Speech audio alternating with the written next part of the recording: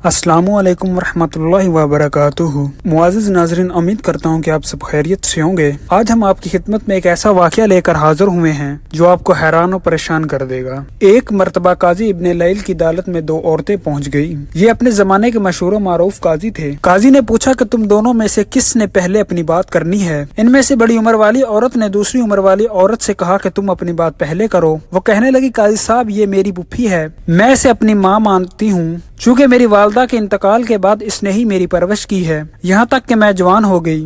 काजी साहब ने पूछा, इसके बाद? वो कहने लगी, मेरे चचा के बेटे ने मेरे लिए मंगनी का पैगाम भेजा, यहाँ तक कि इन्होंने मेरे चचा के बेटे के साथ मेरी शादी कर दी। हमारी जिंदगी कई बरस से हंसी खुशी गुजर हो रही थी। फिर एक मरतबा यही मेरी पुप्पी हमारे घर आई। इसने मेरे शौहर को अपनी बेटी से शादी करने का लालच दिया और मेरा शौहर इस औरत की बातों में आ गया और इसने मेरे शौहर के साथ एक शर्त रखी, तुम अपनी पहली बीवी का मामला मेरे हाथ में दे दो तो मैं अपनी कंवारी बेटी की तुमसे शादी कर दूंगी। तो मेरे शौहर ने कंवारी लड़की के चक्कर में आकर मेरा मामला मेरी पुप्पी के हवाले कर दिया और मेरी पुप्पी की बेटी के साथ उसने शादी कर ली। जब उसकी सुहागरात की पहली रात थी तो मेरी पुप्पी मेरे पास आई।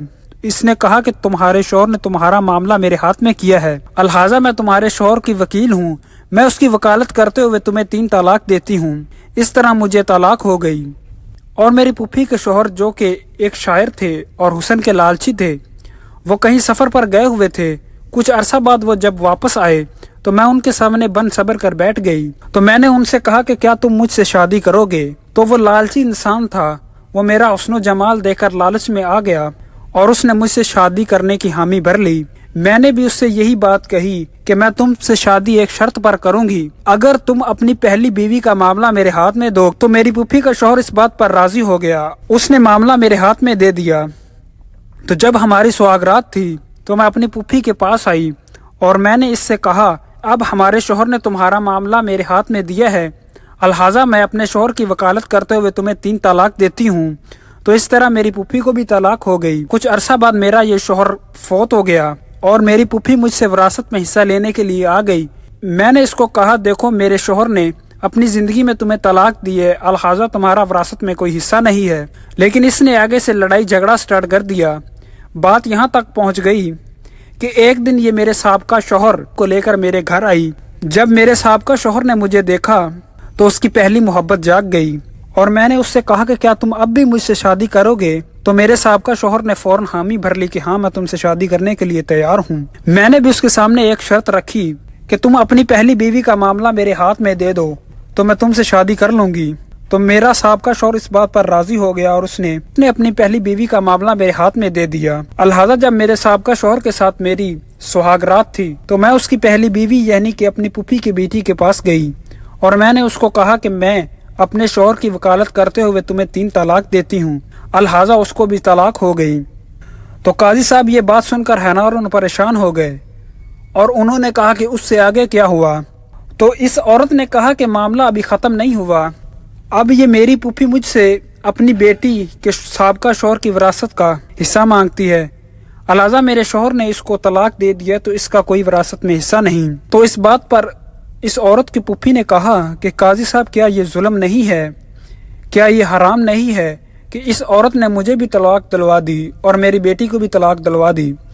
मेरे शौहर की विरासत पर भी इसने कब्जा कर लिया और मेरी बेटी के शौहर पर भी इसने कब्जा कर लिया। तो ये बात सुनकर काजी साहब ने कहा, मुझे तो कहीं इसमें हराम नजर नहीं आता, अलहाजा शौहर का वकील उसकी बीवी को तलाक दे सकता है। तो इसने पहले आपके शौहर के वकील बनकर आपको तलाक दे दी, फिर आपकी बेटी के शौहर की वकील बनकर आपकी बेटी को तलाक दे दी और फिर इसने अपने साहबका शौहर के साथ शादी कर ली।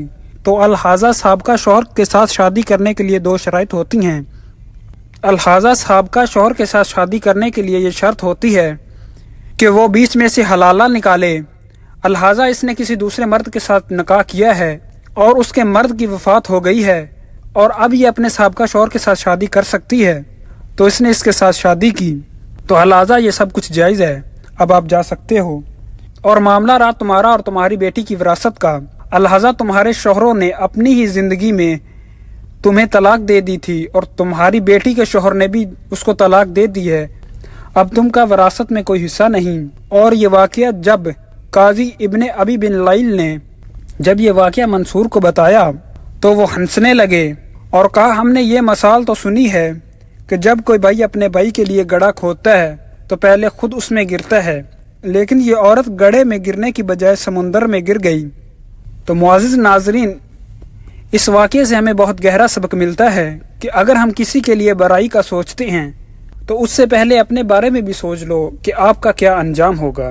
تو آپ سے گزارش ہے کہ اس ویڈیو کو زیادہ سے زیادہ شیئر کریں تاکہ دوسرے لوگ بھی اسے دیکھ سکیں اور اس سے سبق حاصل کر سکیں۔